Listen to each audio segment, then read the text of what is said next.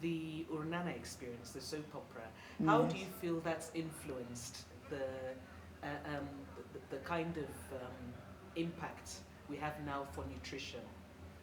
Okay, I will just start with the experience with Randorex.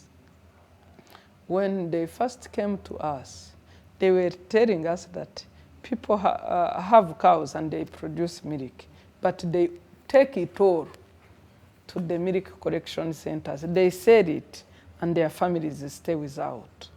And in the very first instance, we could really not believe it until we went to the field ourselves and asked the children. Children are most innocent people you will ever see. They would tell you we are the ones that struggle to search for all the feeds of the cattle. And we are the ones that do all it is required with their moms and their dads and the husbands to the moms take all the milk.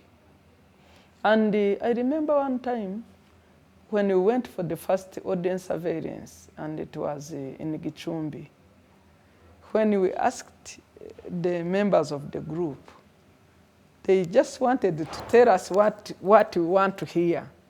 They told us, we drink milk here, we drink milk.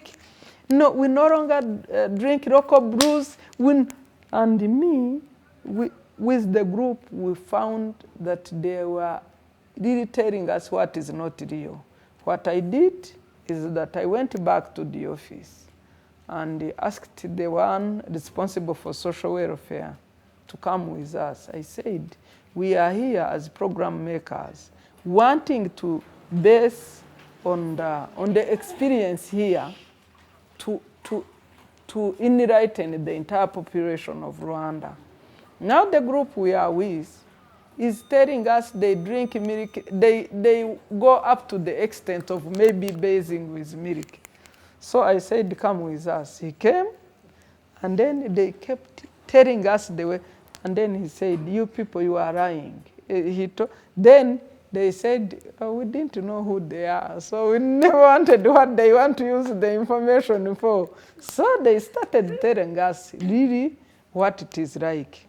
And my first surprise was with one of the female teachers.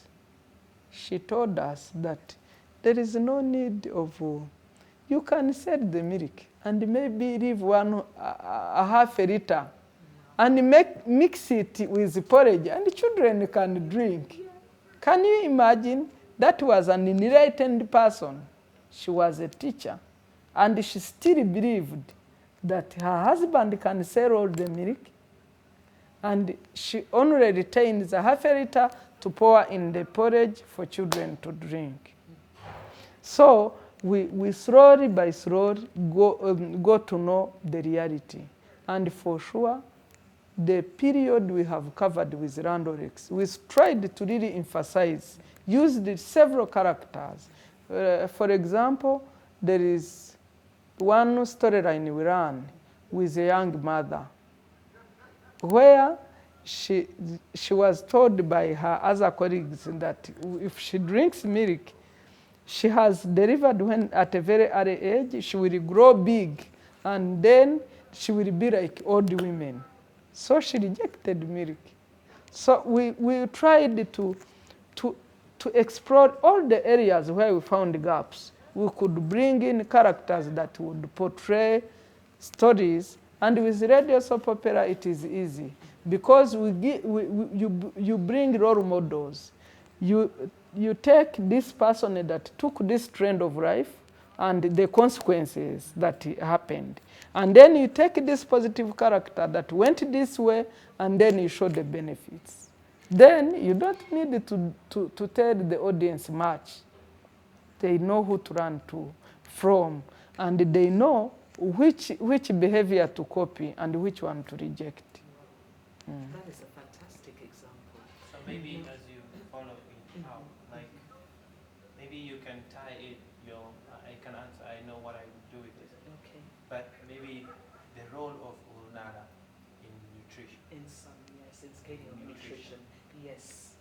So I think, but I wanted to ask with regards to the Scaling Up Nutrition Alliance here, because really it'll be good for this opportunity now to see where you can go forward. Is that okay? Okay. So we talked earlier about the new link with Sun Alliance. Yes. I just wanted to find out from you how you feel, if possible, in the future, Urunana can play a role in the Sun Alliance, because it's an alliance which pulls together different partners to really work towards scaling up nutrition. I can only say that if scaling nutrition has to be feasible,